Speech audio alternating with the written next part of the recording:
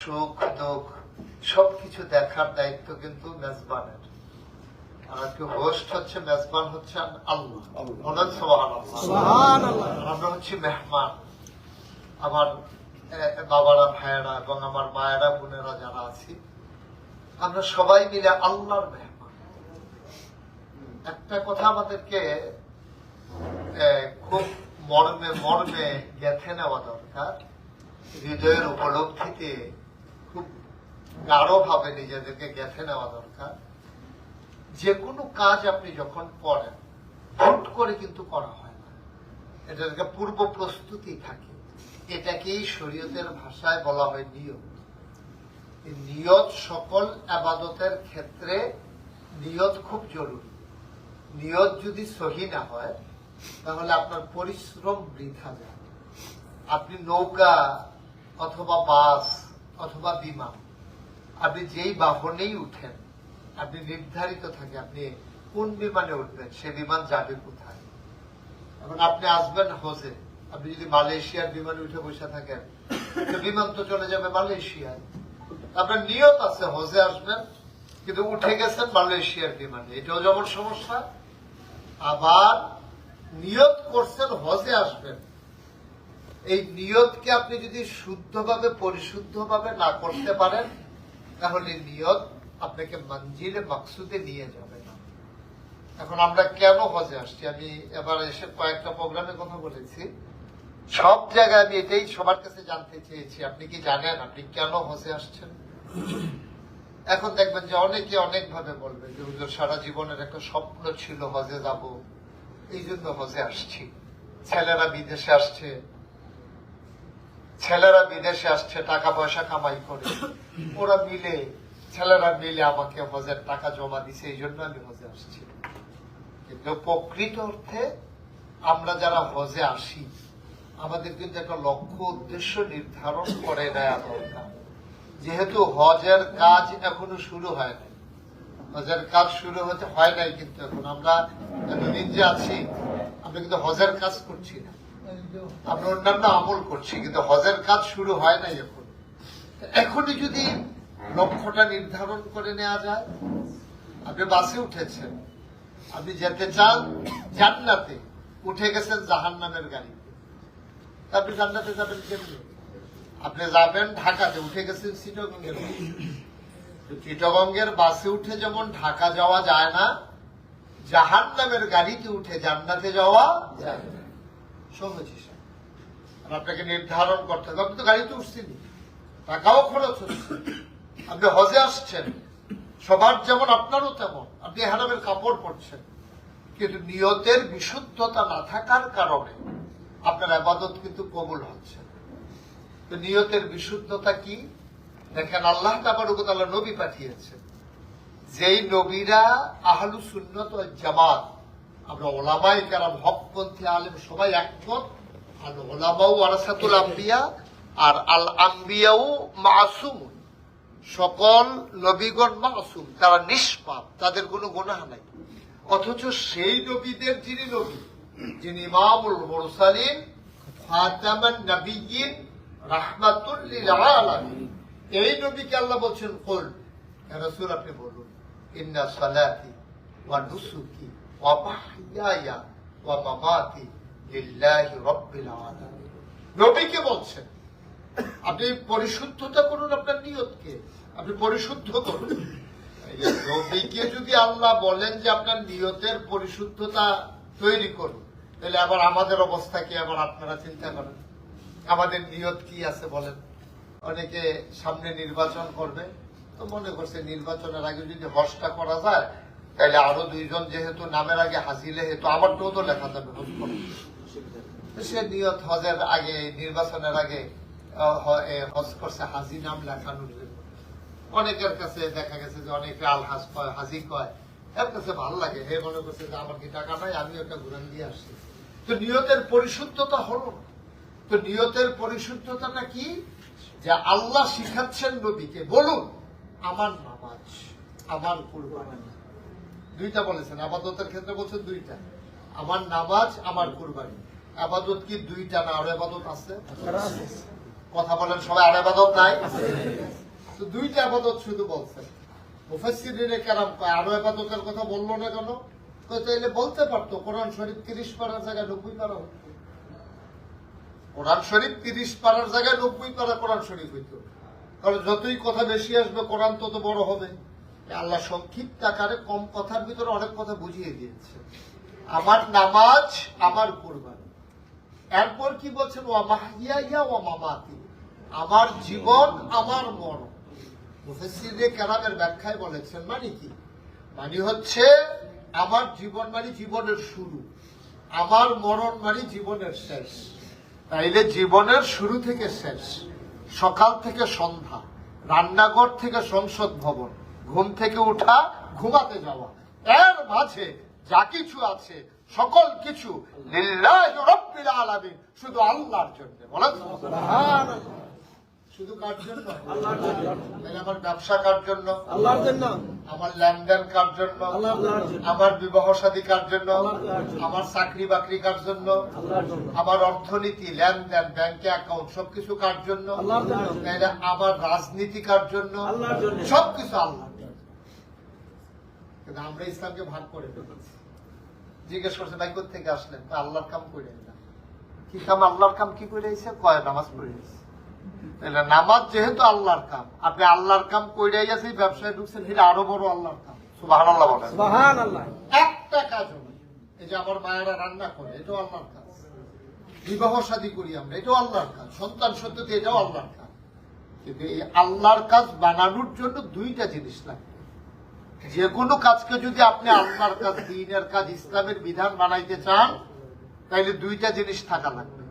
একটার নাম হচ্ছে আল্লাহর বিধান, দুই নম্বরে হচ্ছে নবীর তরিকা।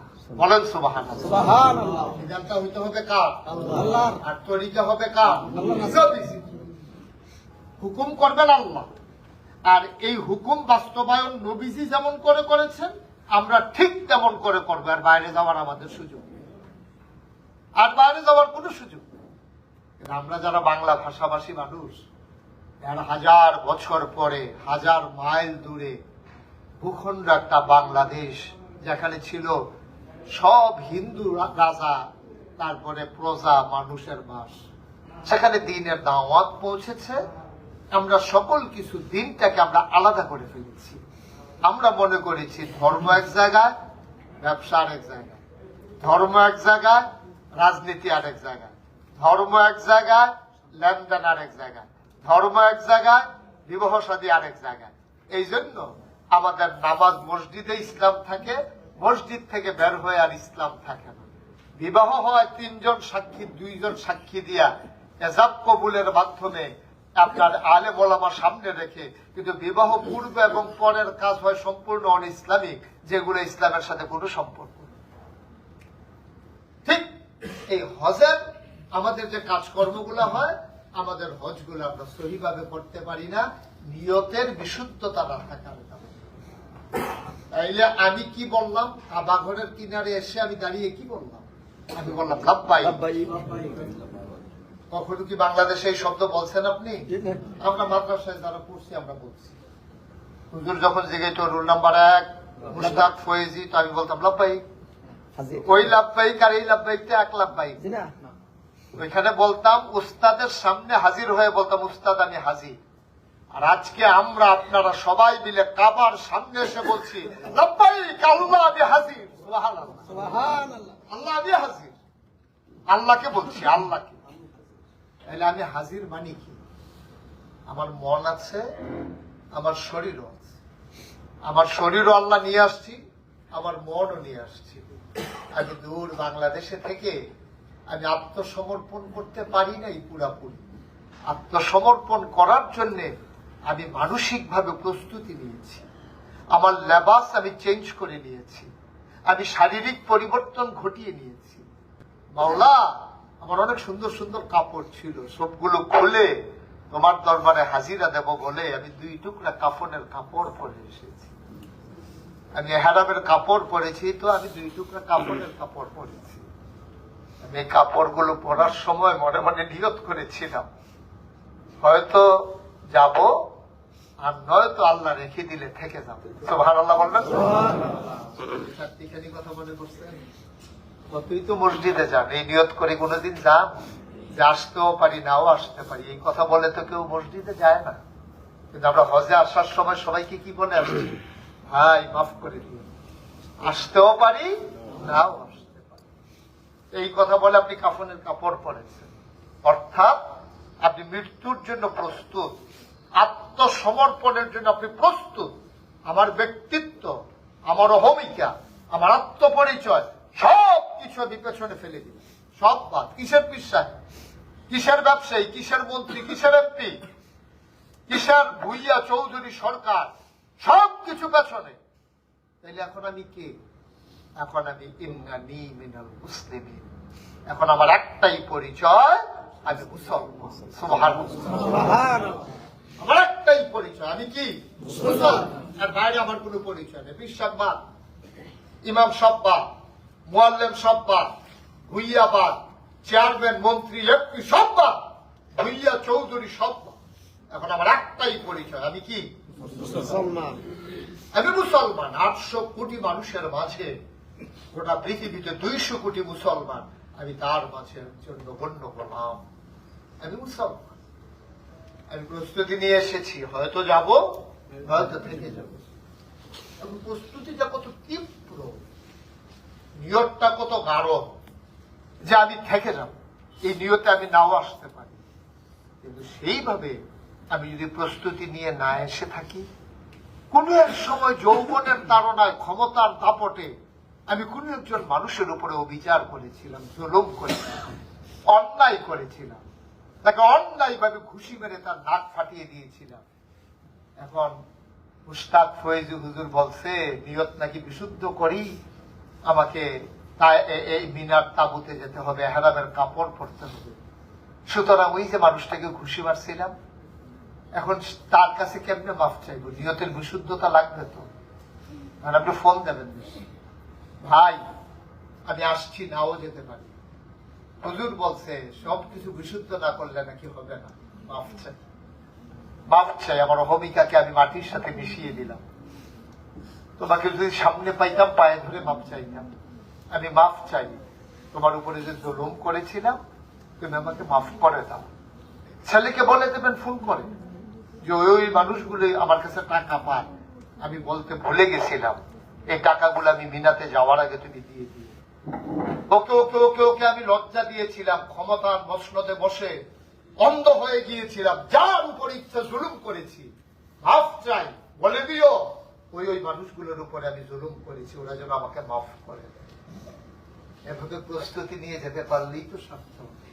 ইমাম গাজ্জালী রাহমাতুল্লাহ আলাইহি মুসলিম বিশ্বের এক মহামূল্যবান সম্পদ ছিলেন। তিনি প্রতিদিন একটা কাগজের ভিতরে কি যেন লেখে ঘুমিয়ে পড়তেন, আর কাগজটা রাখতেন বালিশের নিচে। তো ওনার ওয়াইফ মাঝে মাঝে চিন্তা করলো প্রতিদিন কি লেখে উনি। তো একদিন উনি যখন ওয়াশরুমে গেছে, তাহাজ্জুদ পড়বেন, ওযু করার জন্য যখন ওয়াশরুমে গেছে, ওনার ওয়াইফ এই ফাঁকে বালিশ উল্টাইয়া দেখে যে একটা কাগজের টুকরা, ওই টুকরাটার ভিতরে লেখা আছে আমি কার কার কাছে টাকা পাই, কে কে আমার কাছে টাকা পায়, 2 লাইনে তালিকা করা। তো ওনার ওয়াইফ, উনি ওয়াশরুম থেকে আসার পরে জিজ্ঞেস করতেছে আপনি এগুলো লেখেন কেন? তুমি তো জানো না, আর নাওমু নিসফুল মাউত, ঘুমটা হচ্ছে মৃত্যুর অর্ধেক। আমি উঠলে সকাল, আর না উঠলে পড়ব। সুতরাং আমি যদি মরে যাই, কে কে আমার কাছে টাকা পায়, তোমাদেরকে যদি লেখে না যায়, আমি যদি কিয়ামতের ময়দানে আটকে যাই। মানুষ যত বড়, ভাবনা তার তত বড়। মানুষ যত বড়, ভাবনা তার তত বড়। কিন্তু আপনার তো ভাবনা সেই অত গভীরে হারাই যেতে পারি না। হজে আসা লাগবে, আসছি আর কি। আমি 2000 সালে প্রথম যখন হজে আসছি, তখন আমার সাথে এক লোক এই হজে আসছিল। হজে এসে সেই লোক হারাই গেছে। হারাই যাওয়ার পরে ওটা তো বারবার বলে আসছি, ভাই এখানে কিন্তু ভাষার মিল নাই, রাস্তাঘাটের চিনবেন না, হারাই গেলে কিন্তু আপনি নিজেও কষ্ট পাবেন, আমাদেরকেও কষ্ট দেবেন, এই কাজ করা যাবে না। ওনাকে উনি হারাই গেল। উনি খুব কিউরিসি, জানার খুব আগ্রহ। আমরা সবাই শুয়েছি, চোখ লেগে গেছে, উঠে দেখি উনি নাই। খুঁজতে খুঁজতে ওনারা কোন জায়গা পাওয়া গেল না। রাত্রে 11টায় ওনাকে পাওয়া গেল হজ মিশন। খবর দিল কি আনলাম, পাটা কেটে গেছে, বিভিন্ন জায়গায় যে প্যারেশান হয়ে গেছে তো না পাইয়া। তখন আনার পরে আমি একটু শক্তভাবে ধমক দিলাম, আপনারা বলি নাই আমি যে আপনি এই কাজ করবেন না, হারাই যাওয়ার ভয় আছে, বলি নাই আপনারা এই কাজ করলেন কেন? সে চুপ করে শুইনা কতক্ষণ পরে অন্য লোকের লোকে কয় যে হুজুরে আমার এমনি ধমক দেয়, আমি কি আইতাম চাইছিলাম? আইতাম দিয়ে না পারে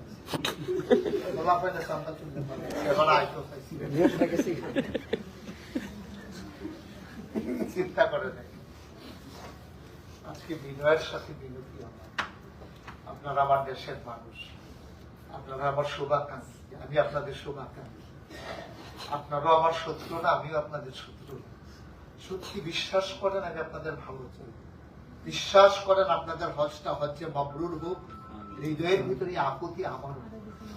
সুতরাং আজকে নিয়ত করেন, আজকে নিয়ত করেন দেশে তো ফিরে যাবেন, যেদিন গেছে একেবারেই গেছে। আল্লাহ যদি হায়াত দেয় ফিরে যাব, ফিরে যাওয়ার পরে আমার কথা, আমার কাজ, আমার লেনদেন, আমার চলাফেরা, আমার ওঠা বসা, আমার ব্যবসা বাণিজ্য, আমার লেনদেন, আমার বিবাহ শাদী, আমার সন্তানের সাথে সম্পর্ক, আমার স্ত্রীর সাথে ব্যবহার, আমার রাজনীতি, আমার অর্থনীতি, একটা কথাও হবে না যেখানে আল্লাহর হুকুম নাই। ইনশাআল্লাহ যেখানে আল্লাহর খুশি নাই সেখানে আমার কোন রাজনীতি নাই, যেখানে আল্লাহর খুশি নাই সেখানে আমার কোন লাভ নাই, যেখানে আল্লাহর খুশি নাই সেখানে আমার চায়ের স্টলের আড্ডাও, কোনো কিছু নাই।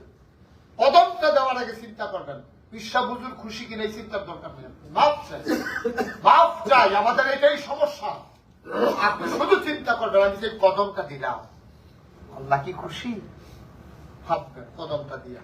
যদি খুশি হয় পরের কদম দেব, যদি খুশি না হয় যে কদম দিয়েছি ফিরিয়ে দেব। সুবহানাল্লাহ বলবেন। এটাই তো জীবনের সার্থকতা। নাইলে কেন আসছেন আপনি হুজুর? কেন বললেন লাব্বাই?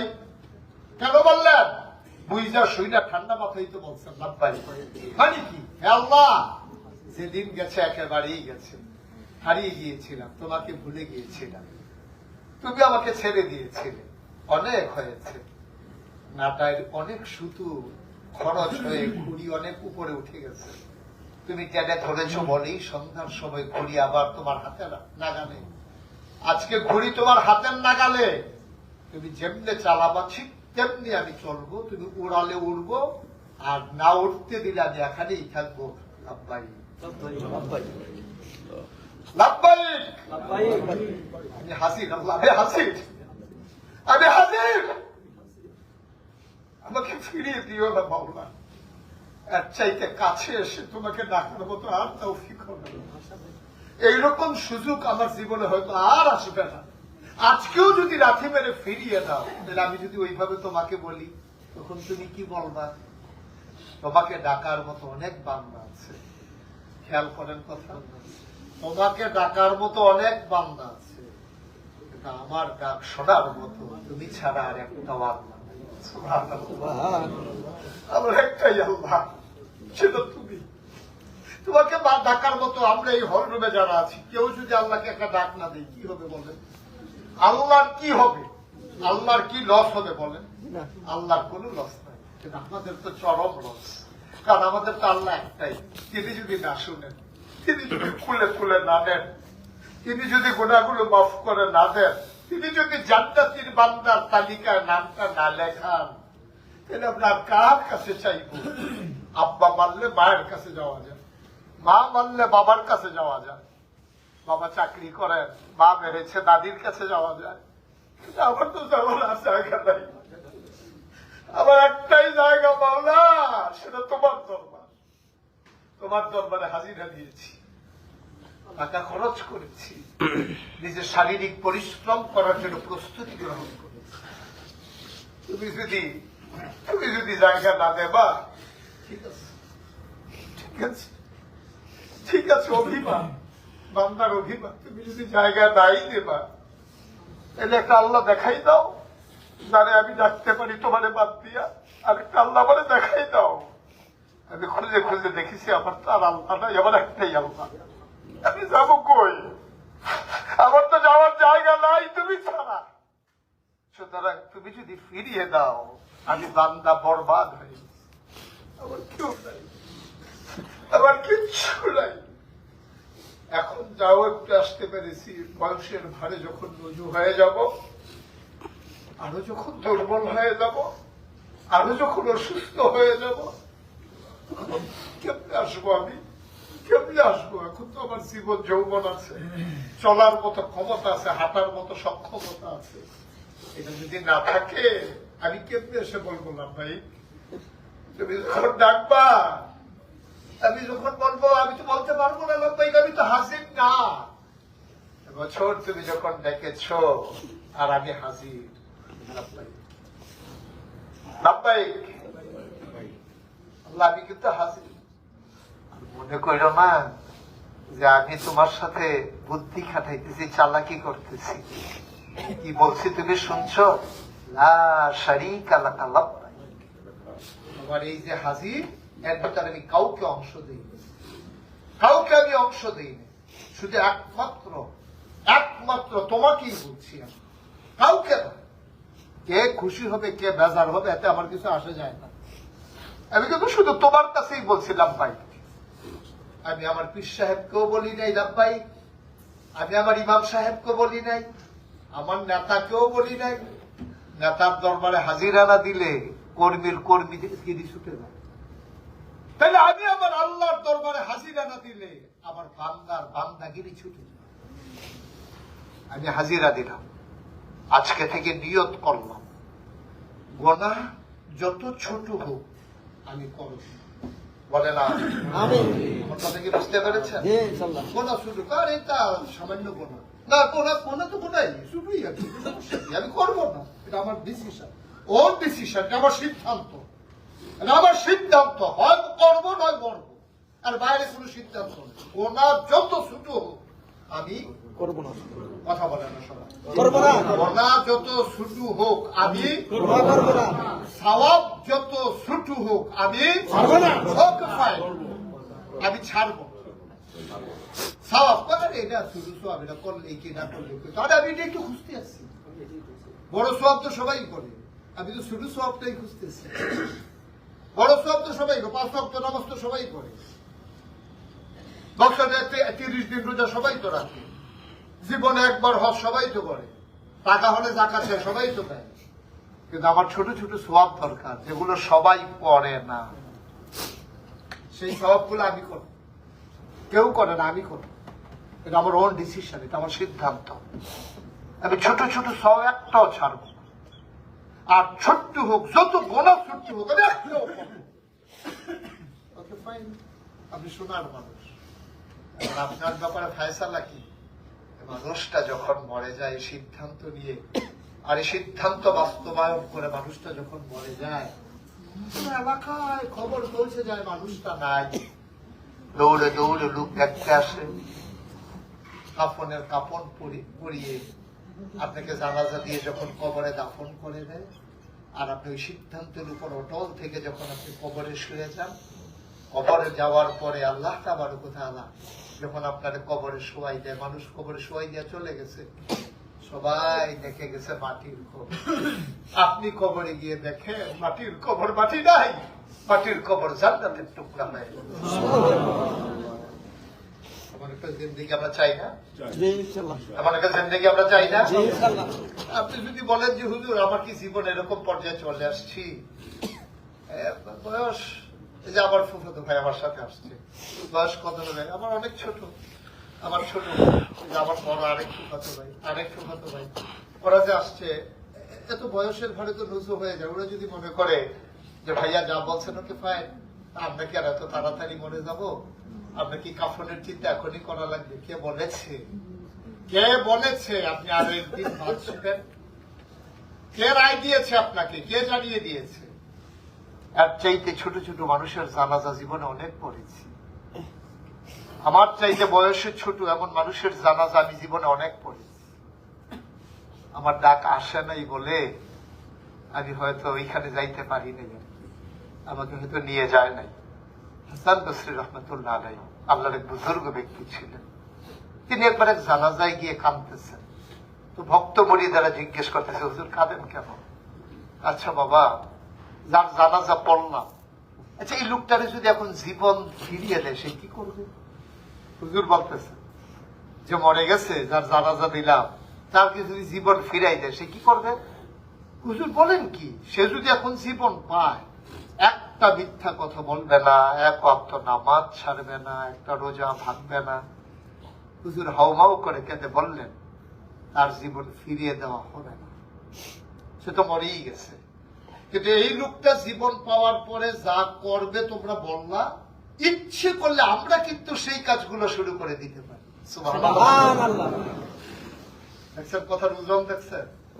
সে জীবন পাইলে যা করত আমরা কিন্তু ইচ্ছে করলে শুরু করে দিতে পারি।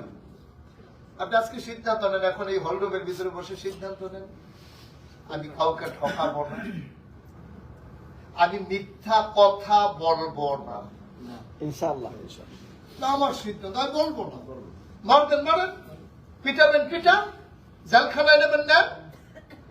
আমাদের চাইতে বড় বড় মানুষের ইতিহাস কি খুব সুখকর নাকি? ইমাম আবু হানিফা, আমরা যাকে ইমাম মানি, তিনি জেলখানায় ব্যত্রাঘাত খেয়ে, ইমাম আহমদ ইবনে হাম্বল তিনি জেলখানায় ব্যত্রাঘাত খেয়ে আঘাতে আঘাতে তিনি জেলখানার ভিতরে মরে গেছেন। আপনি কোন লাটসাপ, আপনি কোন লাটসাপ হয়েছেন আপনি যে আপনি জেলখানা দেখলে ভয় পান? আপনার পূর্বপুরুষ যারা সবাই তেমনই গেছে। আপনার যিনি নবী, যেই রাস্তায় আপনি আছেন, আপনি কি জানেন এই রাস্তাটা কোন রাস্তাটা? এই রাস্তাটা সেই রাস্তাটা মক্কার কাফেররা যখন নবীকে মারার জন্য সবাই সিদ্ধান্ত, তখন নবী ঘর থেকে বের হয়ে আবু বকর সিদ্দিককে নিয়ে চলা শুরু করলেন রাস্তায় পথচল। রাতের আধারে তিনি যখন হাঁটতেছেন, আবু বকর সিদ্দিক বলতেছেন, ইয়া রাসূলুল্লাহ, আপনি কি মদিনার রাস্তা ভুলে গেছেন? মদিনা তো উত্তরে, আমরা তো দক্ষিণে চলে যাচ্ছি। নবীজি বললেন, আমি ভুলে যাই নাই, ওদেরকে ভুলিয়ে দিচ্ছি, ওরা যেন আমাকে তোমাকে খুঁজে না পায়। সুবহানাল্লাহ বলবেন? সুবহানাল্লাহ। ওরা তো খুঁজবে মদিনার দিকে, আমরা চলে গেছি উল্টা দিকে। ওই যে সাউরকে আমাদেরকে দেখাই আনছে না, জিয়ারাতে গেছিলেন যে, দেখছেন না?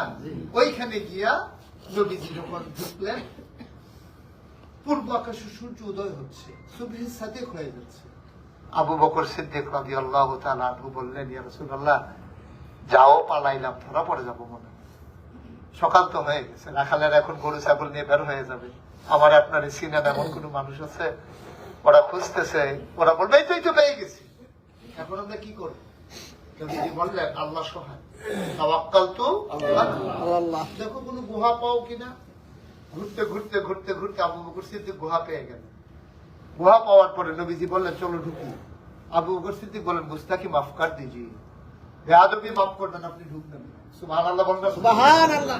নবীজিকে বলছেন আপনি ঢুকবেন না। ঢুকবো না? পাহাড়ি গুহা, যদি সাপ থাকে, যদি বিচ্ছু থাকে, যদি বাঘ ভাল্লুক থাকে, আপনাকে না আক্রমণ করবে, তো আপনি ঢুকবো না? আমি ঢুকবো। কত সাপ থাকলে আমাকে কামড়াবে, তোমাকে কামড়াবে না? সুবহানাল্লাহ বলবেন? সুবহানাল্লাহ। নবীজি চোখের পানি ছেড়ে দিলেন। কি নবী? فبما رحمة من الله لنت له ولو كنت فظا غليظ القلب لانفضوا من حولك فاعف عنهم واستغفر لهم وشاورهم في الامر فاذا عزمت فتوكل على الله ان الله يحب المتوكلين। যার অন্তরটা মায়ায় ভরা, নবীজি বললেন, আবু বকর, আবু বকর, তুমি ঢুকলে কামড়াবে, আমি ঢুকলে কামড়াবে, তো তোমার কামড়াবে না? আবু বকর কে দেখেন, বললেন, ইয়া রাসূলুল্লাহ, আমার মতো 100 আবু বকর যদি মরে যায়, ইসলামের কিচ্ছু হবে না, কিন্তু আপনি নবীর যদি কিছু হয়ে যায়, ইসলাম থাকবে না। আপনি নবীর কিচ্ছু হলে ইসলাম থাকবে না নবী। এই জন্য আমি আগে ঢুকি। এটার নাম ইসলাম।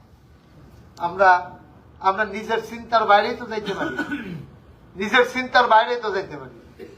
আমাদের নেতার বিরুদ্ধে কথা বললে শরীরে আগুন লেগে যায়, দলের বিরুদ্ধে কথা বললে শরীরে আগুন লেগে যায়। তোর দল, দল আমার দল না, যেই দল আল্লাহর কথা বলে না, ঠিক কিনা বলে? এই দল আমার না, যেই দল ইসলামের পক্ষে চলে না, আমাকে চালায় না। যেই দল আসরের সময় হলে মিটিং এর ভিতরে ঘোষণা দেয়, যারা যারা নামাজ পড়বেন নামাজ পড়ে আসে। এবার আপনারা ঠান্ডা মাথা, কোন পক্ষ না নিয়ে বলেন তো, কোন মুসলমানের সমাবেশে যদি এই কথা বলা হয়, যারা যারা নামাজ পড়বেন তারা নামাজ পড়ে আসেন, এটা কি কোনো মুসলমানের ঘোষণা হইতে পারে? ঘোষণাটা কি হওয়া দরকার ছিল? সবাই ওযু করে আসেন, জামাতে নামাজ পড়েন। এই কথা তো আমাদের এই রাজনৈতিক মিটিং গুলার পক্ষ থেকে হয় না। আমরা তো নিজের কানেই শুনি, যারা যারা নামাজ পড়ে আসেন। তো কিছু কিছু লোক বুড়া টুড়া মরে যাবো, আমার বাসান করে নামাজটা বুঝিয়ে বুঝি হেবারা নামাজ পড়তে যায়, আর তারা বইয়া বইয়া সবাই বিড়ি টিড়ি দৌড়াইয়া টেইডের ঘরটা বানাই দিয়েছে পুরো শেষ। তাহলে আবার বলেন আপনি কি করলেন? আপনি ওই মানুষের পেছনে কেমনে দৌড়ান যারা ইসলামের পক্ষে যায় না, যারা ইসলামের পক্ষে থাকে না, যারা নিজের জীবনে নামাজকে গ্রহণ করে নেয় নাই, যারা আল্লাহর জমিনে আল্লাহর দিন কায়েম হোক এটা চায় না, আপনি তাদের পক্ষে তাদের পেছনে দৌড়ান। আবার এই হজের সময় এসে বলে লাভবাই ভাগ্যও ঠিক রাখলেন, দিক দিয়া ভালো ঠিক রাখলেন লাভবাই। আল্লাহ লাভবাই তোর মতো বান্দার লাভবাই, তোর মতো বান্দার আমার দরকার নেই। আর যখন আমরা অবনত মস্তকে শ্রদ্ধা চিত্তে হৃদয়ের সব আকতি গুলাকে, সকল চাওয়া গুলাকে পাওয়ার দেওয়ার জন্য অবনত মস্তকে চোখের পানিগুলো ফেলে কাবার কিনারে গিয়ে বলি রব্বাই, আল্লাহ বলছেন বান্দা কোন চিন্তার দরকার নেই, ওয়ালা তাহিনু ওয়ালা তাহজানু ওয়া আনতুমুল আ'লাউনা ইন কুনতুম মুমিনিন। কোনো ভয় নাই, কোনো চিন্তা নাই, তোমরাই হবা সফল কাম, তোমরাই হলো আমার মকবুল বান্দা যদি তোমরা ইমানদার হয়ে থাকো। বলেন সুবহানাল্লাহ। সুবহানাল্লাহ। আল্লাহ আমাদের সবাইকে কবুল করে নিন। সবাই মিলে আমরা আল্লাহর দরবারে একটু ঝুঁকে করি, কোন ব্যক্তি স্বার্থে না।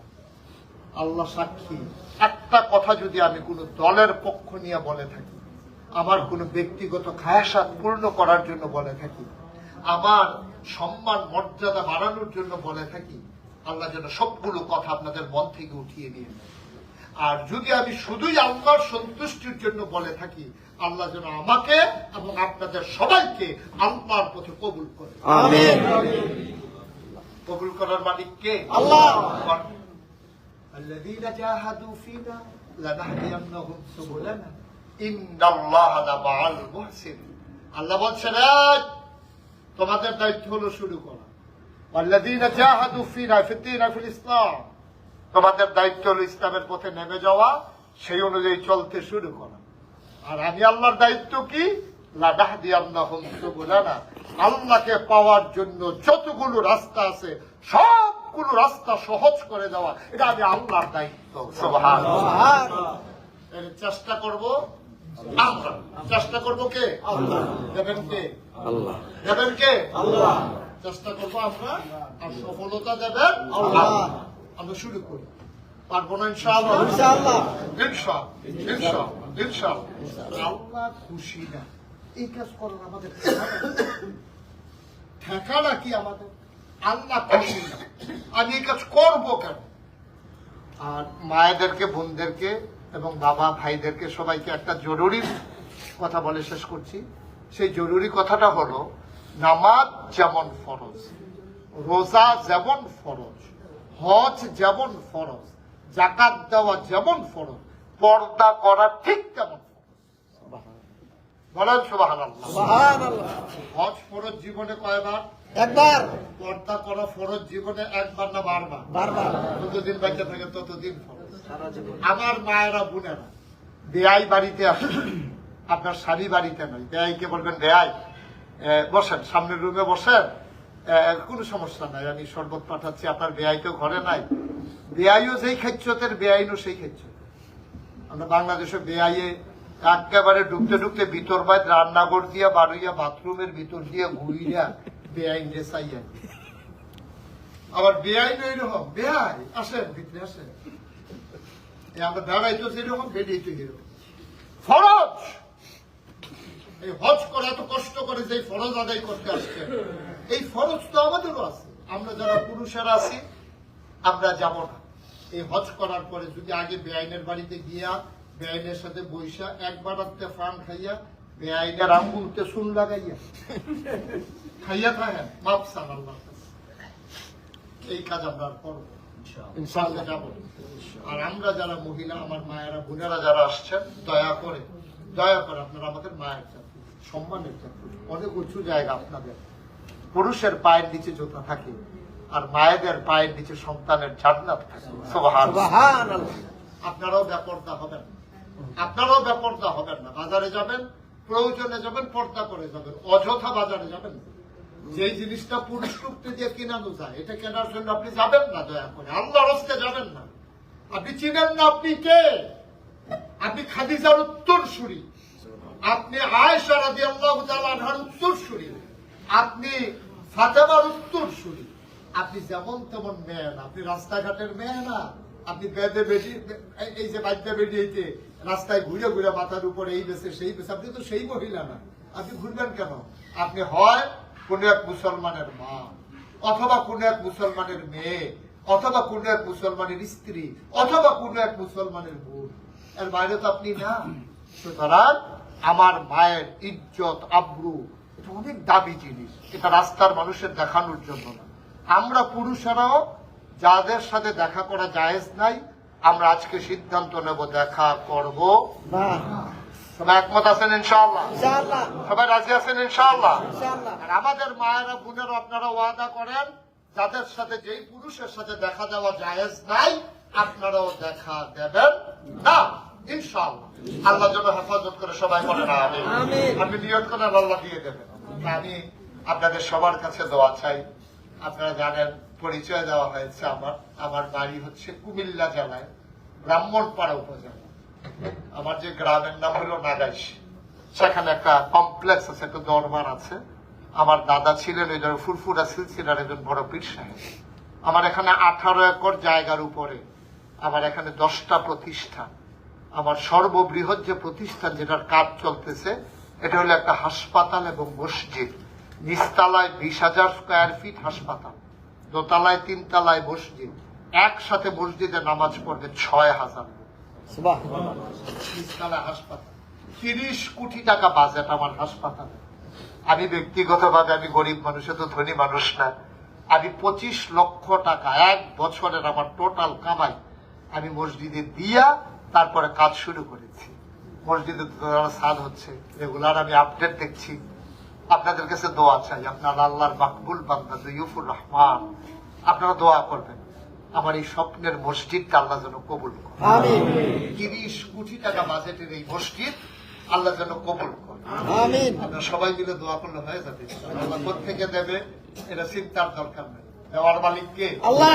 আপনাদের কাছে দোয়া চাই, আপনারা আমার এই মসজিদটার জন্য দোয়া করবেন। দোতলার ছাদের কাজ চলতেছে, প্রায় 6 কোটি টাকার মতো টাকা খরচ করে ফেলছি। বাজেট হচ্ছে 30 কোটি টাকা আমার মসজিদে।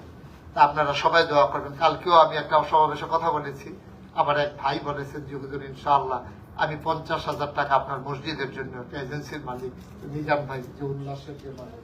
তো আপনারা সবাই মিলে দোয়া করেন। টাকা পয়সা বড় কথা না, দোয়া করলে হয়ে যাবে ইনশাআল্লাহ। আল্লাহ যেন কবুল করে, সবাই পড়ে আমিন। আমার এটাই আমার একটা শেষ চাওয়া। আমরা যেহেতু মাগরিবের নামাজ অতি নিকটে, আর আমরা দেরি করব না। আমরা সবাই সূরা ফাতিহা একবার, সূরা ইখলাস পড়ি।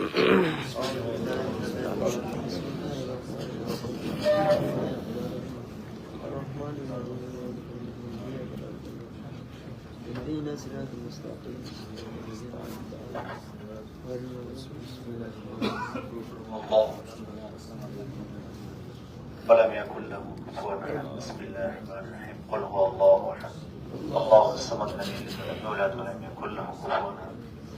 অসংখ্য মুবারকবাদ জানাচ্ছি আমাদের আজকের এই প্রোগ্রাম থেকে। মুহতারাম আমাদের সামনে আবেগ আপ্লুত নাতিদীর্ঘ বেশ কিছু কথা বলেছেন। আল্লাহ তাআলা আমাদেরকে এগুলো আমল করার তৌফিক দান করুন। আসলে অন্তর যদি বিগলিত না হয়, তাহলে আমরা মহান রবের দরবারে গিয়ে আমাদের কোনো লাভ হবে না। আমার মনে হয় আমাদের হৃদয় শীতল করা কিছু কথা, এগুলো মূলত বাকি ছিল। আজকে আমরা হুজুরের জবান থেকে আমরা শুনেছি, সে বিগলিত হৃদয় নিয়ে আমরা যেতে চাই। আল্লাহ তাআলা আমাদেরকে সেই ভান্ডারে, আমাদের সবচেয়ে বড় যে চাওয়া, সেটা হলো ক্ষমা। আল্লাহ যেন আমাদেরকে নিষ্পাপ বানিয়ে দেয়, সবাই বলি আমিন।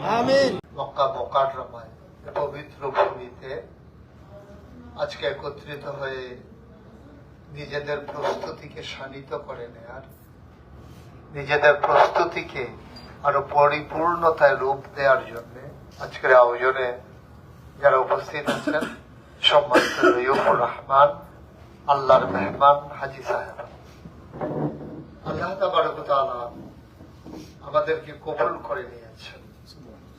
আমরা যদি আল্লাহ কবুল না করতেন তাহলে আমরা এখানে আসতে পারতাম না। মেহমান তো তখনই হয় যখন তাকে দাওয়াত দেওয়া হয়, আর আমরা হচ্ছে দুইউফুর রহমান, আল্লাহর নিশ্চয়ই আল্লাহ আমাদেরকে দাওয়াত দিয়েছেন। সেই দাওয়াত দেওয়ার কারণেই আমরা দাওয়াতি মেহমান হয়েছি, বলেন আলহামদুলিল্লাহ। মেহমানের ভালো মন্দ